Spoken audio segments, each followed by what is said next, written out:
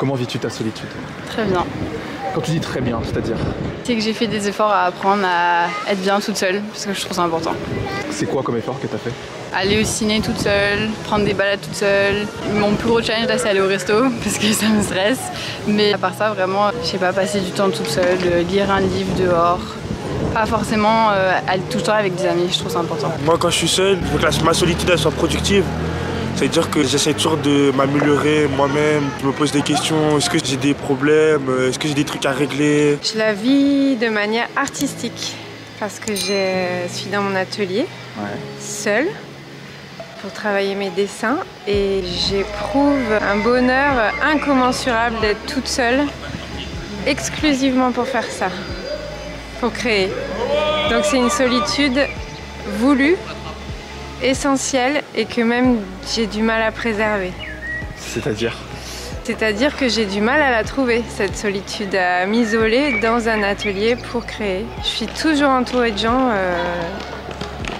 En fait, j'ai l'impression que c'est un luxe d'être seule pour créer aujourd'hui. Quand j'étais petit, malgré tout, malgré maintenant comment je suis devenu, avec les gens avec qui je traîne, je me faisais harceler.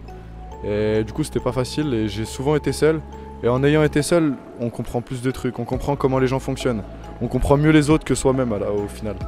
Et maintenant, je vois un peu avec tous les gens avec qui je traîne, parce que je connais énormément de monde maintenant, qu'en vrai de vrai, il faut obligatoirement des moments de solitude dans la vie parce que quand tu traînes avec des gens, quoi qu'il arrive, ça t'attire des problèmes, ça t'attire des choses positives comme négatives, mais seul, on se retrouve soi-même et on se comprend soi-même. Et souvent, les gens, ils n'ont pas confiance en eux. Et plus on est seul en vrai, c'est là où on reprend confiance. Parce que rester tout le temps avec des gens qui des fois tu peux les trouver mieux que toi, tu vas croiser des gens dans la rue ou même les réseaux. Sur les réseaux tu vas croiser des gens, ils sont super beaux machin, toi tu vas te dire ah ouais moi je suis pas ouf. Et voilà, c'est en étant tout seul qu'après tu reprends confiance en toi. J'essaye de toujours trouver un moyen d'être meilleur. Donc si par exemple ma famille elle est pas là, donc je suis tout seul là par exemple, aujourd'hui je vis aux États-Unis, donc je vis souvent dans la solitude. Donc j'essaye de trouver un moyen de devenir quelqu'un de meilleur sans avoir besoin d'aide de mon entourage. En vrai la solitude je la vis bien et parfois c'est difficile parce que j'ai besoin d'avoir mon entourage, ma famille, mes meilleurs amis pour pouvoir plus juger comment je suis aujourd'hui et comment je pourrais évoluer demain. Comment vis-tu ta solitude? Eh bien ça dépend des jours. Il y a des jours où ça va être super dur, genre vraiment beaucoup de tristesse. Et il y a des jours où ça va être un cadeau et comme je suis musicienne, ça va vraiment être le terreau pour créer et pour complètement oublier le monde en fait et juste me concentrer sur l'écriture, sur la musique. Donc ça dépend vraiment des jours. Je la vis bien.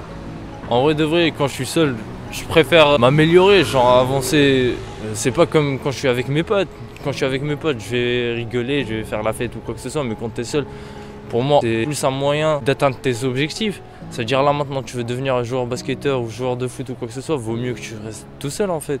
Parce que si tu restes avec tes potes, tu vas pas avancer. Il y a des potes, oui tu vas avancer avec eux, mais il y a certaines potes où ils vont juste te laisser là où t'es, ils vont te dire ouais tu vas jamais y arriver, il faut faire ça. Mais toi t'es pas capable de faire ça, ils vont juste te rabaisser. Donc pour moi, c'est comme ils m'ont toujours appris.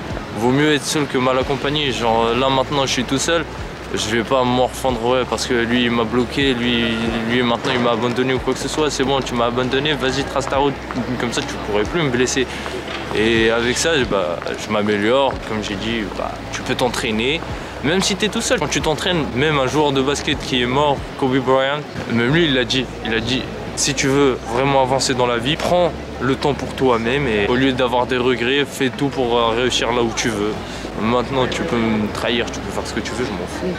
Je suis devenu comme ça depuis longtemps, ouais certes, j'ai besoin d'amis pour qu'ils me disent ouais, il y a ça a changé. Mais au final, quand tu es plus seul, tu remarques la différence. Tu arrives à avancer tout seul, c'est pas comme la plupart des gens, ils restent pas seuls et au final, quand ils sont tout seuls, ils n'arrivent pas à avancer. Donc la solitude, c'est la meilleure façon de se renforcer soi-même. Comment vis-tu ta solitude? Je pense que je la vis de multiples façons en fait. À géométrie variable, parfois bien, parfois ça peut être un peu pesant. Mais en tout cas, je pense que j'arrive à en faire quelque chose quoi. Donc j'arrive à transformer ce qui pourrait être un peu pénible en quelque chose d'autre et c'est plutôt pas mal. Tu peux détailler quand tu dis transformer en quelque chose d'autre, c'est-à-dire? Transformer en quelque chose d'autre, c'est-à-dire que par exemple un sentiment qui pourrait être désagréable à un moment donné, j'essaye de le raccrocher à autre chose de positif où je peux me projeter voilà, mais pas forcément avec d'autres. Ça peut être aussi toujours seul, mais dans un autre contexte, un autre environnement, et dans une activité, je sais pas, ça peut être plein de choses. Quand tu te sens bien dans cette solitude-là, tu vois que c'est un moyen de pouvoir créer. Est-ce que tu as tendance à t'isoler justement parce que tu as compris que quand tu es seul, tu peux mieux créer?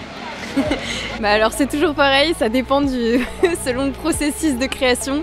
Parce qu'il y a toujours un stade où je vais m'apercevoir que la solitude ça va être un frein. Et que pour approcher le prochain stade, il y a ce besoin de partage, il y a ce besoin du regard de l'autre, d'avoir le miroir en fait du regard de l'autre. C'est hyper complexe parce que il y a toute une partie du processus créatif où la solitude ça va être hyper important et cet isolement, éteindre le téléphone, jusqu'à même fermer les rideaux, éteindre la lumière. Enfin, il y a vraiment tout un truc pour moi, en tout cas sensoriel, qui se passe à ce niveau-là. D'isolement sensoriel aussi, qui va être super important. Mais à un moment donné, en fait, il y a besoin d'aller rencontrer l'autre, quoi. Du coup, là, la solitude, ça devient un poids et c'est compliqué, ouais.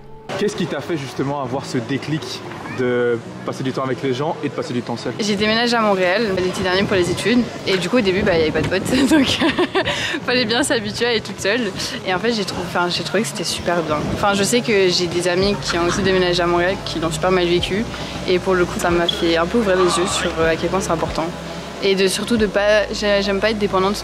Donc ne pas dépendre des autres pour être contente ou des trucs comme ça, je trouve ça aussi vachement important. Je vis super bien. Parce que la solitude chez moi ça n'existe pas trop. Je suis toujours entouré de personnes. Et même quand je suis solo du toit, je croise quelqu'un que je connais.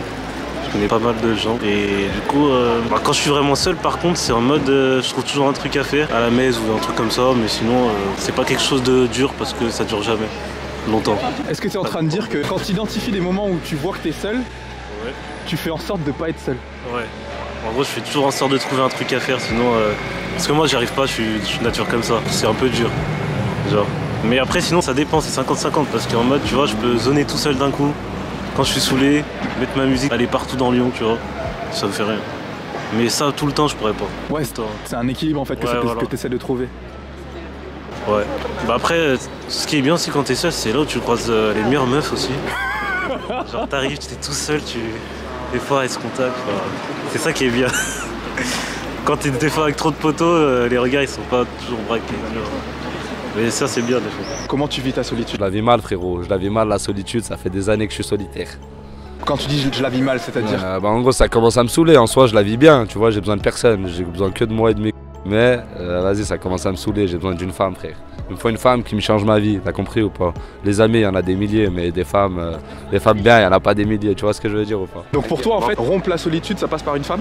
Pas forcément, avec des amis aussi tu peux rompre la solitude, mais une femme je pense que c'est plus important que des amis. Une vraie femme, hein, je te parle pas du que tu jettes, je te parle d'une vraie femme qui va t'accompagner jusqu'à la fin de tes jours. Le côté un peu négatif de la solitude, comment tu le vois? C'est les moments où la solitude c'est pas quelque chose que j'ai choisi, où du coup il y a une envie, un élan de partage, mais qui trouve pas d'exutoire, qui trouve pas d'endroit où aller en fait. Dans ces moments-là, ouais, c'est assez triste. Et ça se voit dans ton regard. Ouais. C'est quelque chose que tu as du mal à vivre? Ouais, c'est compliqué. C'est compliqué parce que pour moi ça revient au fait de pas donner d'amour en fait. De rester seule avec ce que j'ai à offrir et ce que je suis. Et de pas pouvoir le partager avec des personnes qui en ont peut-être besoin ou voilà, un truc qui ressemble à ça. Tu dis à quel point c'est important, c'est quoi qui est important pour toi dans le fait d'être seule? C'est d'être heureuse. Être heureuse toute seule, savoir se comprendre. Parce que je trouve que quand on est jeune, on veut tout le temps être avec des gens, on veut tout le temps sociabiliser. Et en fait, au final, on s'oublie un peu et on s'oublie. Et je trouve que, moi, j'ai appris très tard qui j'étais vraiment. Et c'est en étant toute seule que j'ai pu réfléchir à ça. C'est ça qui est important pour moi. Comment tu vis ta solitude? J'ai appris à la vivre d'une meilleure façon qu'avant. Je pensais que la solitude c'était sentir un vide et j'ai appris qu'être seul c'est vraiment vivre des moments qui t'appartiennent parce qu'à partir du moment où tu les partages ça t'appartient pas vraiment et je pense que vivre sa solitude c'est aller dans de nouvelles villes tout seul, aller dans des musées tout seul, aller au resto tout seul, ne pas se dire qu'on est le centre du monde mais qu'on est un tout avec le monde. Et c'est faire des choses tout seul avant de les partager avec quelqu'un. parce que je pense que c'est la meilleure façon de se sentir complet, entier.